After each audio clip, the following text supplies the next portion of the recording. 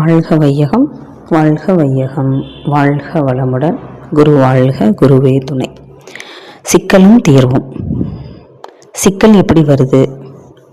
அந்த சிக்கல் அப்படிங்கிற அந்த இதிலே நமக்கு ஆன்சர் இருக்குது. வர்ற சிக்கலுக்கு கண்டிப்பாக ஒரு தீர்வு இருக்கும் இல்லையா? எந்த ஒரு செயல் செஞ்சாலும் அதற்கு விளைவு உண்டு. இதுதான் செயல் விளைவு தத்துவம் நம்ம மகரிஷியாக சொல்லுவாங்க. அப்போ வாழ்க்கையில் இயற்கைக்கு முரண்பாடாக எதையும் நம்ம செய்யக்கூடாது. அப்போ இன்பம் வேண்டும் அப்படின்னு நம்ம நினைக்கிறோம் அப்படின்னா இன்பமான செயல்கள் நமக்கு நடக்கிற மாதிரியான ஒரு சூழலை நாமே உருவாக்கணும். அப்போ தான் இன்பமயமாக வாழ்வு அமையும். இப்போ ஒரு சிக்கலும் தீர்வும் அப்படிங்கிறதுலே நமக்கு தெரிஞ்சு போச்சு. என்னென்னா சிக்கல் எப்படி இருக்குது? துன்பம். அப்போ துன்ப நிலை வரும்போது தான் அது என்ன ஆகுது? நமக்கு வாழ்க்கையில் சிக்கலை கொண்டு வந்து கொடுக்குது. அப்போ துன்பம் அப்படிங்கிறது தெரிஞ்சும் நம்ம அதிலேயே உழந்துட்டே இருந்து மேலும் மேலும் மேலும் நம்மளை நாமே கஷ்டப்படுத்துறது. வாழ்க்கையில் எந்த தீர்வுமே, அந்த சிக்கலுக்கான தீர்வு நமக்கு வாழ்க்கையில் கிடைக்காது. அப்போ இறைநிலை நமக்கு தேவையான அத்தனையும் நீக்கமர கொடுத்துக்கிட்டே தான் இருக்குது. அப்போ நம்மளா ஒரு துன்பம் நமக்கு வருது, ஒரு சிக்கல் வருது அப்படின்னா எதனால் வருதுன்னு நம்ம ஆராய்ச்சி பண்ணணும். அதை ஆராய்ச்சி பண்ணாத என்ன நிலை அப்படின்னா அதுதான் அறியாமை. அப்போ அறிவு நிலையில் நம்ம ஆராய்ச்சி பண்ணும் பொழுது அந்த பிரச்சனைகளை நாம் தீர்த்து அந்த சிக்கலுக்கு சரியான ஒரு சொல்யூஷன் நம்மளால் கண்டுபிடிக்க முடியும்.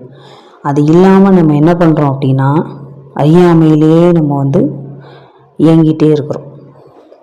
அப்படி செய்கிறனால தான் அந்த துன்பத்திற்கு காரணம் அப்படின்னு மகரிஷி அழகாக சொல்லுவாங்க. அறியாமை, அலட்சியம், உணர்ச்சி வயம்.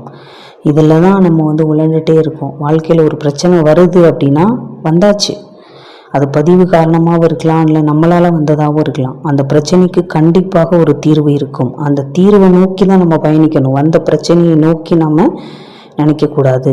தீர்வை நோக்கி நாம் யோசிக்கும் பொழுது அந்த பிரச்சனைக்கான தீர்வு இறைநிலை நம்மளுக்கு வழிவகுக்கும். அது அறிவு நிலையில் நம்ம யோசிக்கணும்.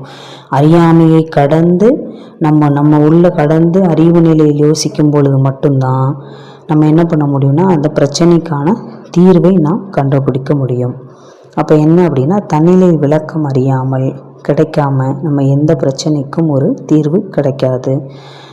நம்மளோட மூலம் என்ன, நம்ம எங்கேருந்து வந்தோம், எப்படி வந்தோம், அதற்கான சொல்யூஷன் என்ன, நம்ம எதை நோக்கி நம்ம பயணிக்கிறோம், முழுமை பேரை நோக்கி நம்ம பயணிக்கும் பொழுது நம்மளோட அத்தனை பதிவுகளையும் நீக்கினாதான் இறைநிலையை நாம் உணர முடியும், அடைய முடியும். அப்படிங்கிற ஒரு தன்மையை நம்ம முழுமையாக உணர்கிறோம் அப்படின்னா அதுதான் தன்னிலை விளக்கம். அந்த விளக்கம் தான் அறிவு நிலை. அப்போ அந்த அறியாமையை கடந்து நம்ம அறிவு நிலையை நோக்கி நம்ம விளக்கம் பெறணும்னா நம்மை நாம் கடந்து உள்ளே செல்ல செல்ல செல்ல நம்மளுக்குள்ளே உள்ள பிரச்சனைகளை குறைத்து கொள்ளவும் முடியும். அதற்கான தீர்வுகளையும் நாம் காண முடியும். துன்பம் இல்லாமல், சிக்கல் இல்லாமல் வாழ்க்கையில் இன்பமாகவே வாழ முடியும். வாழ்க வளமுடன்.